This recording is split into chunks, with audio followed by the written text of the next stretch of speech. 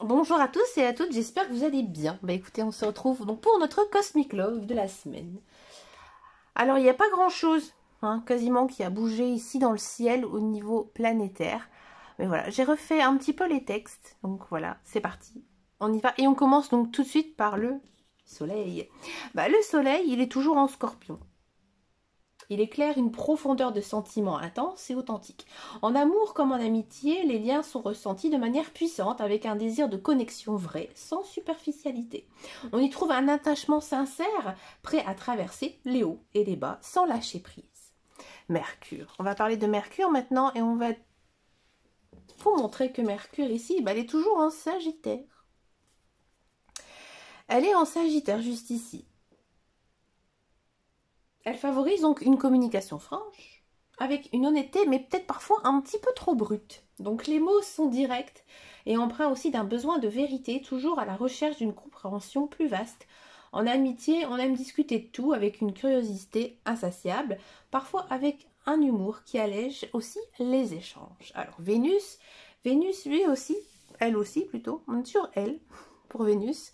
Donc Vénus est en Sagittaire aussi. Donc elle cherche la liberté et l'aventure. Les relations amoureuses sont vécues avec légèreté et ouverture. Ce positionnement invite à aimer sans attache, tout en explorant de nouveaux horizons avec un enthousiasme spontané. En amitié, c'est un lien ouvert avec un esprit de camaraderie et aussi d'exploration. Mars en Lion. Alors Mars en Lion, ça a commencé il n'y a pas très longtemps, puisqu'il s'est installé en Lion à partir du 5 novembre. Donc ici, Mars en Lion, il apporte de la passion et aussi une énergie vibrante. En amour, cela crée une flamme vive, une force qui attire et séduit. En amitié, on est un ami loyal et généreux, toujours prêt à encourager les autres. On veut briller, mais aussi faire briller ce qu'on aime. On va parler maintenant de Jupiter. Jupiter, lui, il continue toujours sa rétrogradation en Gémeaux. Et oui.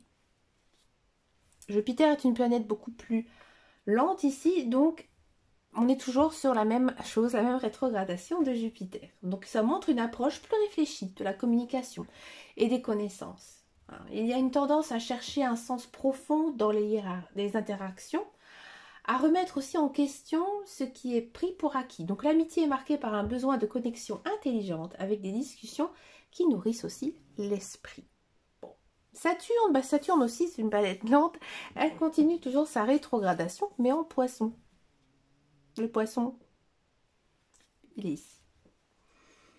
Ça apporte une introspection sensible. Il peut y avoir une hésitation dans les engagements à long terme avec une recherche de sérénité et de compréhension profonde. En amour, en amitié, cette position crée un lien subtil, un désir de compréhension silencieuse où les émotions sont ressenties intensément mais avec prudence.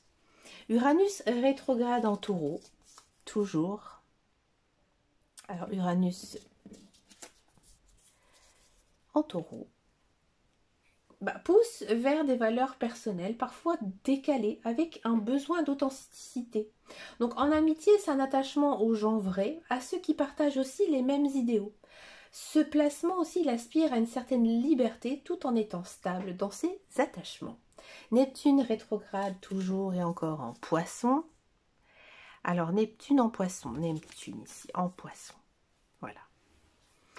Ça invite aussi à la rêverie et aussi à l'idéal. Donc en amour, il y a recherche de fusion émotionnelle, un besoin d'être en phase avec l'autre, mais cela reste souvent introspectif. En amitié, cette influence invite à être de manière compréhensive, à écouter, à immerger dans les émotions aussi des autres. Pluton, alors j'ai pas de carte pour Pluton, vous le savez, donc je vais prendre, c'est pas grave, la Terre. Pluton est toujours aussi en Capricorne. Apporte une force de transformation dans les fondements des relations. Il y a une quête de solidité et de vérité. Dans l'amitié comme en amour, cela pousse à bâtir des liens solides, ancrés dans une compréhension profonde du chemin de chacun. Écoutez, mes chers amis, j'espère que cette météo amoureuse vous a plu, ce Cosmic Love. N'hésitez pas à me laisser un message. Alors je sais que c'est peut-être un petit peu complexe, mais je suis sûre qu'en écoutant ce que je viens de vous dire, vous allez je pense, mieux analyser votre comportement face aux autres, que ce soit en amitié, en amour, quoi que ce soit. Mais écoutez, je vous souhaite de passer un agréable moment, une agréable journée, matinée ou soirée. Je vous dis à très bientôt dans une prochaine vidéo et surtout prenez grand soin de vous. Ciao, ciao, ciao.